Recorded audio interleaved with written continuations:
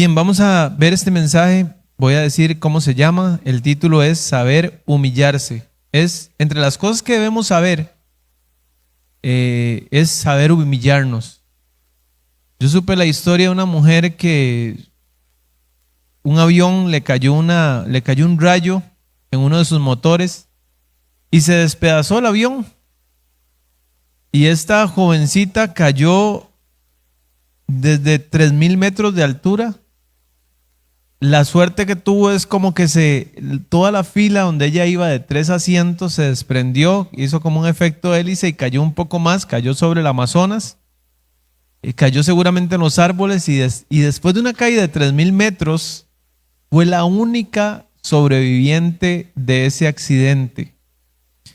Se quebró la clavícula, su brazo se comenzó a infeccionar, pero como esta mujer, los papás eran biólogos, entonces ella sabía qué hacer con esto. Cuando sus papás le habían dicho, busque una fuente de agua, un arroyo la lleva usted a un río la lleva donde hay gente. Entonces ella escuchó lo que sus papás le dijeron y eso básicamente le salvó la vida. Cuando llegó a una choza, encontró gasolina, se la echó en una herida que tenía para sacarse todos los gusanos que tenía de una infección que tenía fuerte después de caminar días por la selva. Unos hombres llegaron, la encontraron y bueno, esta mujer pues murió de viejita y fue bióloga igual que sus papás, ¿verdad? Solo no preciso el nombre. Lo que quiero decir es que importante es saber algo que usted dice, a ver, yo sé esto y esto me podría a mí salvar la vida, ¿verdad? Ella sabía eso, le salvó la vida en realidad. Ahora, hay algo que nos podría salvar la vida y es esto que dije antes, saber humillarnos. Segundo de Crónicas 11:5. Dígame, hermano, qué título tiene ahí en su Biblia. Segundo libro de Crónicas, capítulo 11, versículo 5.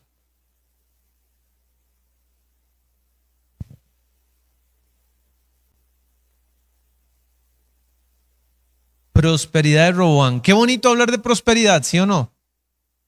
Todos queremos ser prósperos, ¿sí o no? A ver, hermanos, tal vez diga, no, el evangelio de la prosperidad, eso es del diablo. Hermanos, la prosperidad es de Dios. Dios es el Señor de la prosperidad. Y cuando nosotros hacemos las cosas bien, ahora, sí, yo creo que incluso usted puede estar haciendo las cosas bien y Dios puede probarlo si Él quiere. Así que no quiero tampoco dar una falsa expectativa de que si usted hace las cosas correctas, yo pienso que eso fue lo que le pasó a Job, como Dios, porque usted se mete conmigo. Usted no tiene derecho a meterse conmigo, yo estoy haciendo las cosas bien, ¿verdad? Y eso es un poquito más difícil de entender, pero en realidad la prosperidad es de Dios. Versículo 5, habitó Roboam en Jerusalén, edificó ciudades para fortificar a Judá, para que usted pueda edificar. Por ejemplo, ahorita estamos edificando y estamos emocionados. Pero para que usted pueda edificar, ¿ocupa qué? Ocupa plata. Ellos tenían plata. Dios les había dado plata. Además, para poder edificar, usted no tiene que estar en guerra, porque usted no puede estar en guerra y edificando al mismo tiempo. Solo, bueno, en el libro de Nehemías se da eso, pero en el caso de los reyes, generalmente edificaban cuando tenían paz. Edificó ciudades para fortificar a Judá. Edificó Belén, Etam, Tecoa, Betzur, Soco, Adulam, Gat, Maresa, Sif, Adoniram, Laquis, Aseca, Sora, Ajalón y Hebrón, que eran ciudades fortificadas de Judá y Benjamín. Reforzó también las fortalezas y puso en ellas capitanes y provisiones, vino, aceite. O sea, qué bonito esto, sinceramente, hay bastante. Y en todas las ciudades puso escudos y lanzas, las fortificó pues en gran manera, y Judá y Benjamín le estaban, ¿a quién? Y pues al rey. Nosotros queremos que nuestros hijos estén sujetos a nosotros. Yo quiero que aunque mi hija crezca, sepa escuchar un consejo de mi parte. ¿Y quién hace que la gente esté sujeta? Bueno, aquí da a entender que esto era un resultado de la bendición de Dios.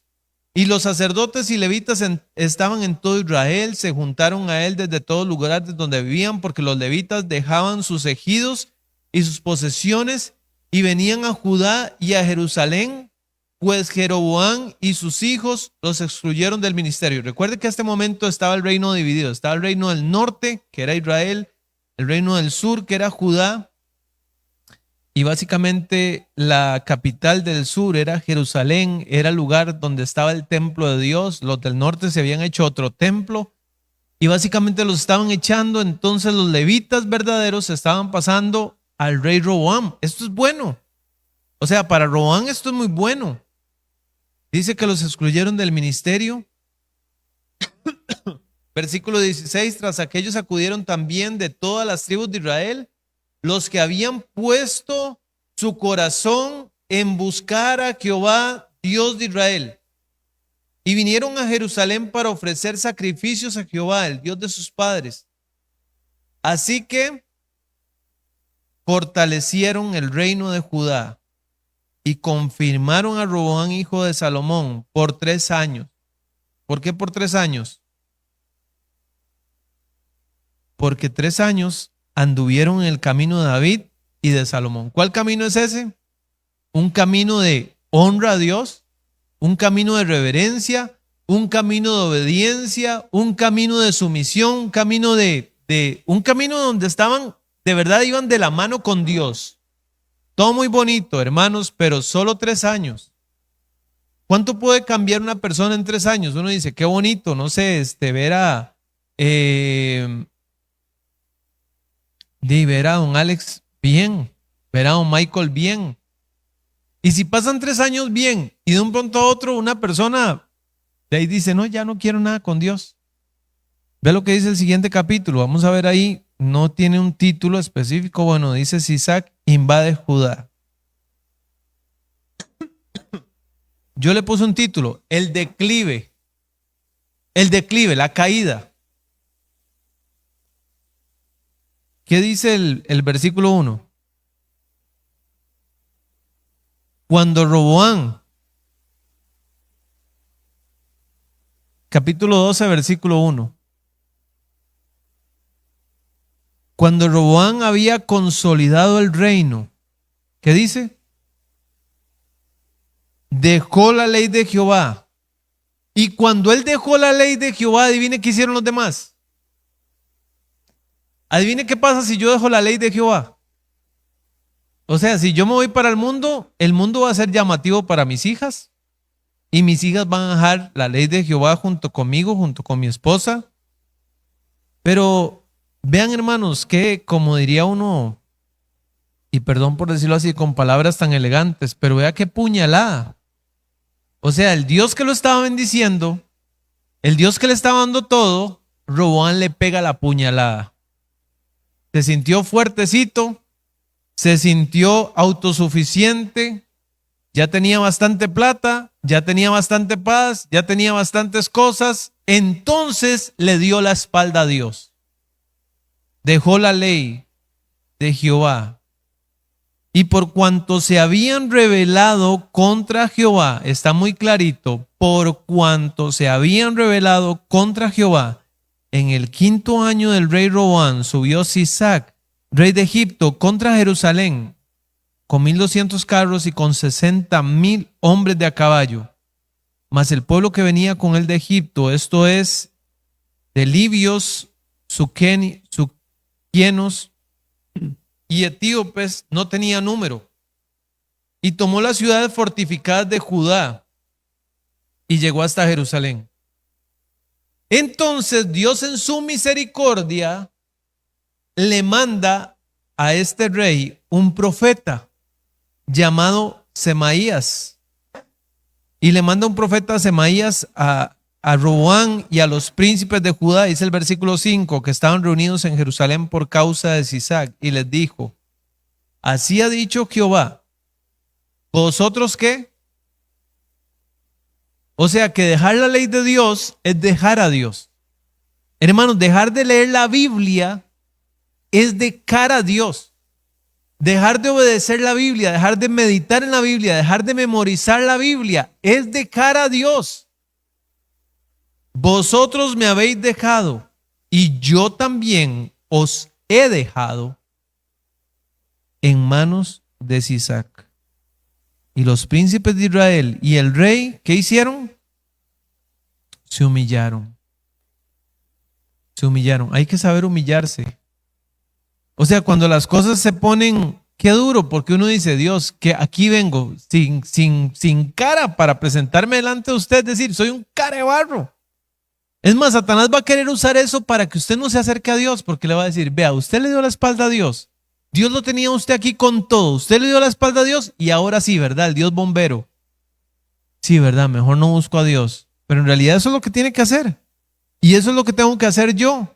Si las cosas van de mal en peor, ¿qué hacemos? Buscar a Dios, porque aunque sea el Dios bombero, es un Dios amoroso y misericordioso, como el hijo pródigo. Cuando el hijo pródigo llegó, el papá, ¿qué le dijo? Ahí venís, ¿verdad? Sin vergüenza, carebarro. Perdón por esas frases, yo sé, son muy coloquiales, pero no dijo nada. Él simplemente corrió a sus brazos, se le tiró encima, lo abrazó, le puso un vestido nuevo, le puso un anillo en sus manos, lo recibió. Y estos hombres, tanto el rey como sus príncipes, dijeron, justo es Jehová. Es decir, lo que nos está pasando es, no lo ganamos. Y cuando Jehová vio que se habían humillado, vino palabra de Jehová a Semaías diciendo, se han humillado, no los destruiré. Antes los salvaré en breve. Y no se derramará mi ira contra Jerusalén por mano de Sisac. ¿Pero qué? Siempre va a haber consecuencias. Pero serán sus siervos. ¿Para qué? Para que sepan lo que es servirme a mí y qué es servir a los reinos de las naciones. ¿Qué es humillarse exactamente a la luz de este contexto, hermanos? Según la Real Academia, la palabra humillarse es inclinar o doblar una parte del cuerpo como la cabeza o la rodilla, especialmente en señal de sumisión y acatamiento. La palabra original para humillarse o se humillaron del versículo 6 es la palabra caná con K. Significa doblar la rodilla, significa quebrantarse, significa someterse, significa subyugarse. Estar dispuesto a bajar la cabeza y decir, Dios, aquí estoy, vengo como el perrito, con el rabito entre las piernas, reconociendo que en realidad me equivoqué, en realidad te fallé, en realidad no debía haberte dejado nunca. Esto no estaría pasando, Dios, si yo no hubiera dejado tu ley. Te necesito, perdóname. La humillación del rey Roboam y los príncipes de Israel no se describe como algo exactamente físico, como vestirse de cilicio. En otras partes se echaban ceniza o se llenaban de polvo, rompían sus vestidos, sino como un arrepentimiento verbal y espiritual. Verbal, porque ellos dijeron, justo es Jehová. No se enojaron contra Dios, no dijeron, qué bárbaro Dios, qué malo, si Dios fuera bueno no permitiría esto, etc. Humillarse, autoabatir el orgullo o la propia altivez. Hermanos, yo lo veo así. ¿Usted se humilla voluntariamente o Dios lo humilla? ¿O yo me humillo voluntariamente o Dios me humilla? ¿Qué es mejor? ¿Qué es mejor? Que yo venga humillado, como dice la Biblia, si se humillare mi pueblo sobre el cual mi nombre es invocado, orar en buscar en mi rostro, se convirtieren, yo sanaré su tierra, los convertiré, los ayudaré. Esto implicó doblegar el orgullo que los había llevado a abandonar la ley de Dios cuando se sintieron fortalecidos. Esto habla de sumisión de la voluntad propia a la voluntad de Dios. Ellos, como parte de su humillación, también reconocieron la justicia divina al decir, al exclamar, justo es Jehová. Admitieron que el castigo, es decir, la invasión del rey de Egipto, Sisac, era una consecuencia negativa más que merecida y que Dios tenía la razón al traer juicio por ellos haberle abandonado. Reconocieron que el Señor era recto al tomar medidas contra ellos. La Biblia la Nueva Biblia de las Américas sugiere que también confesaron sus pecados. O sea, al decir Dios es justo, de alguna forma también están diciendo, Dios, este es el resultado de nuestra rebelión, perdónanos, tenga piedad. Y aceptaron las consecuencias. Aunque Dios detuvo la destrucción total, los líderes aceptaron convertirse en siervos de Sisac para aprender la diferencia entre servir a Dios y servir a reinos extranjeros. Entonces, una respuesta de arrepentimiento nacional iniciada por los líderes, donde pasaron de la soberbia de confiar en sus propias fuerzas a admitir una total y absoluta necesidad de Dios. Vamos a Segunda de Crónicas, por favor, 12:7. Y cuando Jehová vio que se habían humillado, vino palabra de Jehová a Semaías diciendo, se han humillado, no los destruiré, antes los salvaré en breve, y no se derramará mi ira contra Jerusalén por mano de Sisac.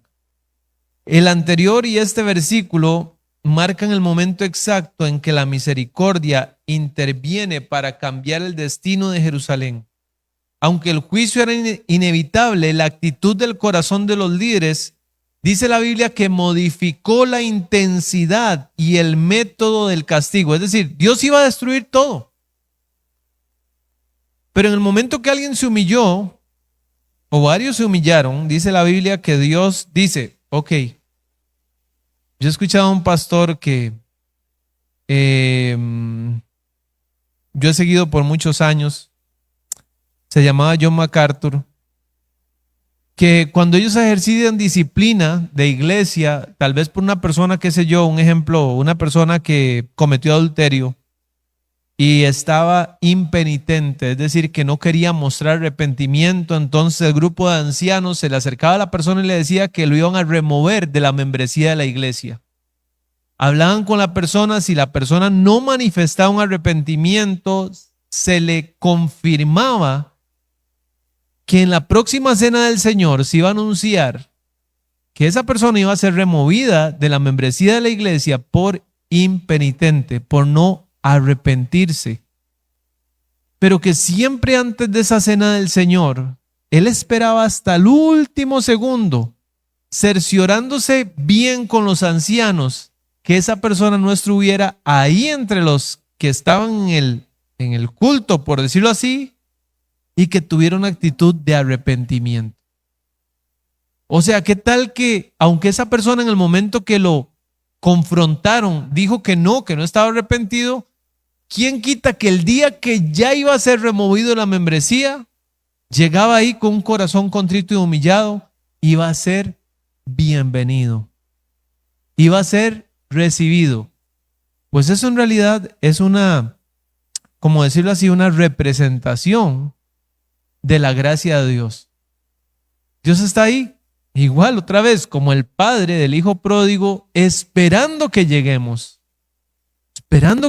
arrepentidos para perdonarnos. Ahora, que nos perdone no significa que las consecuencias, o sea, que no vamos a tener ninguna consecuencia. Hubo consecuencias. Aunque el juicio era inevitable, la actitud del corazón modificó esta intensidad. Dice ahí ese versículo 7, Jehová vio al principio, y cuando Jehová vio que se habían humillado, este versículo enfatiza, o esta frase, que la humillación no fue solo una formalidad externa, no fueron unas lágrimas de cocodrilo. Nosotros no podemos saber si el arrepentimiento de alguien es genuino. ¿Qué tal que alguien viene, le pega a usted una llorada y usted dice, es genuino, porque nadie llora así porque así? Una vez hice una obra de teatro con una compañera en la universidad y nos tocaba, porque en Pérez Celedón la gente migra mucho hacia los Estados Unidos. No sé, por muchas razones la gente se va para Estados Unidos. Entonces estábamos haciendo una obra y la muchacha era, por decirlo así, mi esposa en la obra, y yo le decía, amor, me voy para los Estados Unidos. Y habíamos practicado la obra y todo el asunto, pero el día que ya hicimos la obra, la mujer se metió en el papel. Y me decía, no te vayas. Y comenzó a llorar. Y yo decía, está esta muchacha en clase ni me quiere ver, o sea, ni me suma ni me resta, pero es muy buena actriz. Hasta pudo llorar. Usted diría, ay, seguro sí le gustaba. Nada que ver. Simplemente tenía una muy buena actuación. Pues en realidad aquí Jehová vio significa que Dios está viendo que el arrepentimiento fue sincero. El de Roboam y de los príncipes, lo que detuvo el decreto de destrucción total. Los salvaré en breve, dice también ese versículo. No los destruiré, antes los salvaré en breve. Esta frase da a entender que Dios les daría un respiro. No eliminó la presencia de Sisac, es decir, el castigo físico continuó, pero limitó el alcance. Sisac no sitió la ciudad para destruirla, sino que se retiró tras sacar un botín significativo. Y cuando dice por mano de Sisac, Dios aclara que la ira no se derramaría por mano de Sisac. Eso significa que el faraón no tenía el poder absoluto, él era solo un instrumento de disciplina. No era la ira de Sisac, era la ira de Dios. Y al humillarse, el pueblo logró que Sisac fuera el recaudador de tesoros en lugar de un exterminador de personas.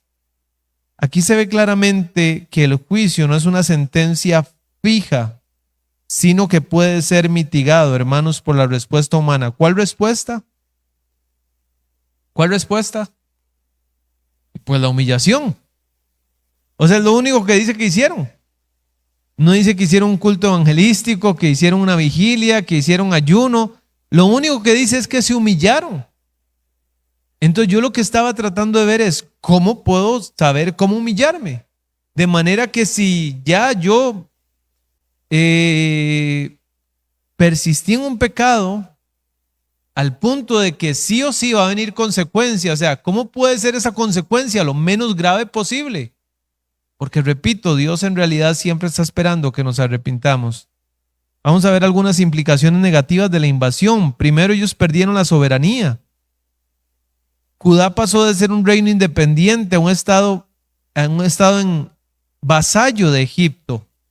O sea, vea toda la prosperidad que Dios les había dado paz, les había dado dinero, habían podido fortalecer ciudades, etcétera, etcétera, etcétera. Ahora ya no tenían esa paz, ya no tenían esa tranquilidad, ahora eran esclavos.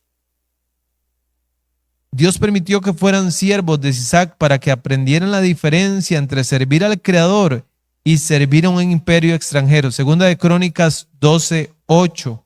El último versículo que leímos decía, pero serán sus siervos para que sepan lo que es servirme a mí, lo que es estar en una teocracia, a lo que es estar bajo un imperio extranjero y que es servir a los reinos de las naciones. Dios no los destruyó, pero les cambió el tipo de gobierno para que entendieran por las malas la diferencia entre la libertad y la opresión. Por ejemplo, uno dice, bueno, a ver, bajo el antiguo pacto eran diezmos y ofrendas. Ellos decían, qué pesado, qué cansado dar diezmos y ofrendas. Bueno, era eso, diezmos y ofrendas para sostener el templo, para sostener los levitas. Adivine qué pasó cuando Sisac se apoderó de la ciudad. ¿Era la misma cantidad?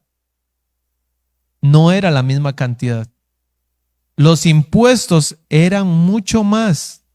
Eran tributos pesados que drenaban la economía en favor de un imperio extranjero. Cuando ellos diezmaban y ofrendaban, lo hacían por su propio pueblo, por su propia comunidad, para su propio Dios. Después estaban dando impuestos súper onerosos que iban a salir para otra nación. Dios les garantizaba cobertura y protección. ¿Qué les garantizaba Egipto? Explotación en todo. Antes era una nación santa, un pueblo escogido, ahora era un pueblo derrotado ante leyes injustas. Antes tenían leyes justas, ahora tenían el capricho de un emperador sobre ellos. colapsó la infraestructura. En el versículo 4 dice, y tomó las ciudades fortificadas de Judá y llegó hasta Jerusalén. Qué triste que usted saque tanta cantidad de plata para hacer un puente. No sé cuánto cuesta hacer un puente. Son millones de millones de millones. Y que alguien nada más venga y destruya esos puentes o destruya esos muros para decir, ya esta no es una ciudad protegida, ya es una ciudad vulnerable. Y perdieron millones de millones de millones. Tuvieron una ruina económica y también del tesoro real. Dice que el faraón saqueó las riquezas acumuladas desde el tiempo de Salomón y se los llevó. Los tesoros del templo de Jehová, los tesoros del palacio real, los famosos escudos de oro de Salomón, que Roboam tuvo que reemplazar por otros escudos de bronce. Todo eso se lo llevó Sisac, simbolizando la decadencia del reino. Además, inestabilidad en las fronteras. Vea lo que dice el capítulo 12, versículo 9. Capítulo 12, versículo 9. Subió pues Sisac, rey de Egipto, a Jerusalén y tomó los tesoros de la casa de Jehová y los tesoros de la casa del rey. Puede ser que Roboam dijera, pero Dios, pero nos humillamos y usted dijo que nos iba a tener misericordia. Sí, misericordia es que no iban a matar a todo mundo, pero iban a perder. O sea, la misericordia no es que no iban a tener ninguna consecuencia, es que iban a tener consecuencias más compasivas. Todo lo llevó, versículo 9, y tomó los escudos de oro que Salomón había hecho, y en lugar de ellos hizo el rey Roboam escudos de bronce. Qué triste, ¿verdad? Qué triste. Usted dice, ¿qué importa que pasar de escudos de oro a escudos de bronce? No pasa nada. Sí pasa. Porque habla de la diferencia entre estar bien con Dios a no estar bien con Dios. Todo tiene que ver. Y los entregó a los jefes de la guardia, los cuales custodiaban la entrada de la casa del rey. Cuando el rey iba a la casa de Jehová, venían los de la guardia y los llevaban y después los volvían a la cámara de la guardia. Versículo 2, y cuando él se humilló, la ira de Jehová se apartó de él para no destruirlo del todo. Ya esa frase es muy, ¿cómo decir? Muy elocuente. No fue para no destruirlo del todo. Originalmente iba a ser destruido del todo. Y también en Judá las cosas fueron bien. Segunda de Crónicas 15:2 dice algo sobre otro rey, porque estamos ahí, básicamente son las crónicas de los reyes. Dice, y salió al encuentro de Asa, ya no es Roboam, es Asa, y le dijo, también un siervo de Dios, oídme, Asa, y todo Judá y Benjamín. Es como que yo le dijera, hermanos, óigame bien, doña Raquel, don Daniel, Mari, Emma, don Carlos, doña Brenda, doña Arlene, don Eduardo, óiganme bien. Jehová estará con ustedes. Amén. Amén. Qué bonito que Dios esté con nosotros. Pero ahí está clarito, si ustedes están con Él. No es nada más decir, Dios, yo quiero que usted esté conmigo, aunque mi corazón no esté con usted. Porque yo ocupo que usted me cuide la casa, que me cuide el carro, que me cuide el perro, que me cuide el trabajo, que me cuide el salario, que me cuide la familia, etcétera, etcétera, etcétera, aunque yo no esté con usted. No, no, no. Dios dice, yo voy a estar con ustedes, si ustedes están conmigo, si le buscareis será hallado de vosotros, pero si le dejareis, Él también os dejará.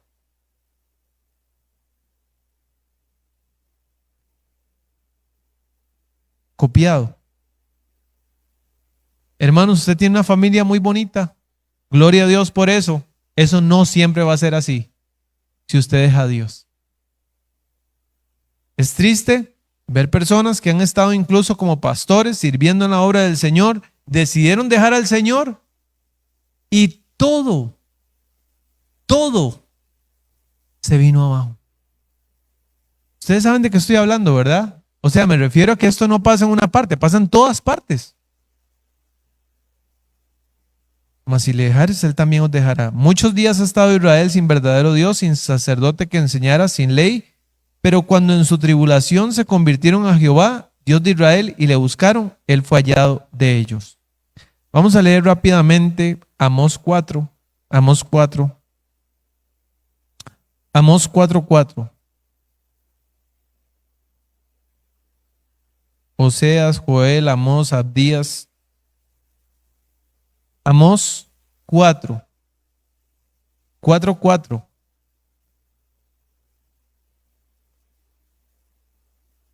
¿Qué título tiene? ¿Otra vez?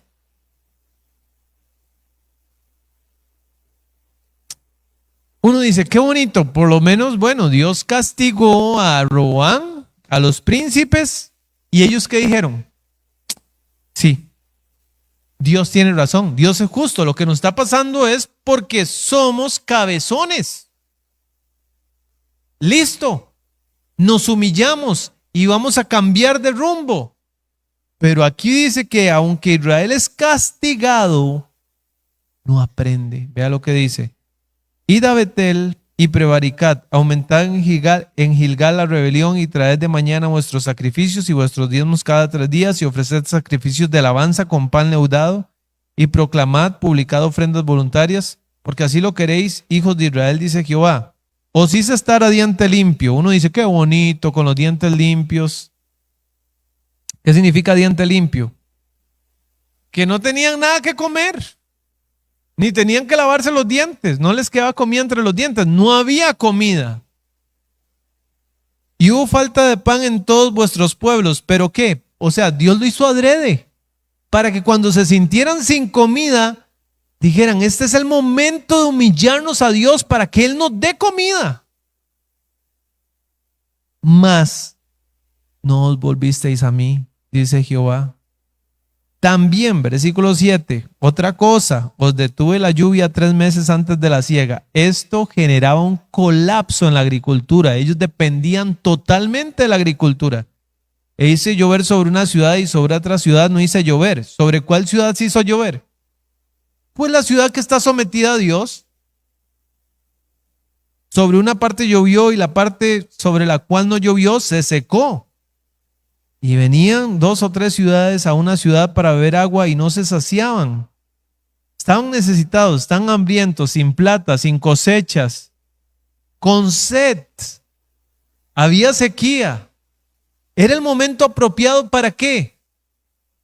Para humillarse. A veces yo digo, y no es que uno se goce en que algo pase, pero si usted ha estado trabajando con un hijo suyo, un ejemplo, y pasa algo, usted dice, ahora sí. La persona se va a volver a Dios. Y adivine qué. No siempre es así. No os volvisteis a mí. Versículo 9. Os herí con viento solano y con oruga. La langosta devoró vuestros muchos huertos, vuestras viñas y vuestros higuerales y vuestros olivares. Pero nunca os volvisteis a mí, dice Jehová. Otra cosa más, envié contra vosotros mortandad tal como en Egipto, maté a espada a vuestros jóvenes con cautiverio de vuestros caballos, e hice subir el hedor de vuestros campamentos hasta vuestras narices. Es el momento apropiado ¿para qué? Para humillarse. Mas no os volvisteis a mí, dice Jehová. ¿Sabe por qué? Porque a veces nos está yendo demasiado bien.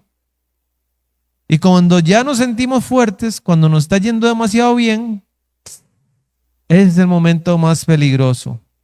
Versículo 11, os trastorné como cuando Dios trastornó a Sodoma y Gomorra y fuiste como tizón escapado del fuego, o sea, dejando los pelos en el alambre. ¿Pero qué? Pero no os volvisteis a mí, dice Jehová. Por tanto, de esta manera te haré a ti, oh Israel, porque te he de hacer esto. Prepárate para venir al encuentro de tu Dios, oh Israel. Porque aquí el que forma los montes, crea el viento, anuncia al hombre sus pensamientos, el que hace las tinieblas mañana y pasa sobre las alturas de la tierra. Jehová Dios de los ejércitos es su nombre. Vamos a leer 4 versículos más. ¿Está bien? Doña Alba, Proverbios 16, 18. Mariana, Salmo 119, 67. Doña Don Carlos, Salmo 119, 71. Si me ayudan ahí con micrófono, si me hace favor. Y nuestro hermano Jason, Salmo 119, 75. Proverbios 16, 18, Salmo 119, 67, Salmo 119, 71, Salmo 119, 75. Proverbios, 18, 16, 16, 18. 16, 16. Antes del quebrantamiento es la soberbia y antes de la caída la altivez de espíritu. ¿Otra vez? Antes del quebrantamiento es la soberbia y antes de la caída la altivez de espíritu. ¿Qué le pasó a Roboam? Fue quebrantado. ¿Por qué? Por la soberbia, ahí está. Y la altivez de espíritu. Hermanos, esa palabra altivez es una palabra, es más, podría ser una palabra demoníaca. Es como decir, Dios es el Altísimo, pero nosotros se nos suben los ánimos de grandeza y creemos que somos igual a Dios, que pensamos igual a Dios, que tenemos la misma inteligencia y la misma capacidad y comenzamos a hacer nuestra propia voluntad. ¿Y qué pasa cuando eso sucede? La caída. Llega Isaac, nos invade, somos destruidos. Esos 3 años se pudieron haber convertido en 6, en 9 de prosperidad. Es más, pudieron haber sido 25 años o 50 si él hubiera querido. ¿Cuál era el secreto? ¿Cuál era el secreto? No dejar la ley de Dios. Tan sencillo y tan complejo, ¿verdad? Porque no es tan fácil. Salmo 119, 67. Antes que fuera yo humillado, descarriado andaba, mas ahora guardo tu palabra. Es lo que les decía, hermanos. O nos humillamos por nosotros mismos o Dios nos humilla. ¿Qué le pasó a Roboam? Dios lo humilló. Antes de que fuera yo humillado, descarriado andaba. Ah, pero ahora yo ando de lo más bien portado porque yo sé que con Dios no se juega. Seguramente así pensaba Roboam, voy a portarme bien para que me vaya bien. Salmo 119, 71.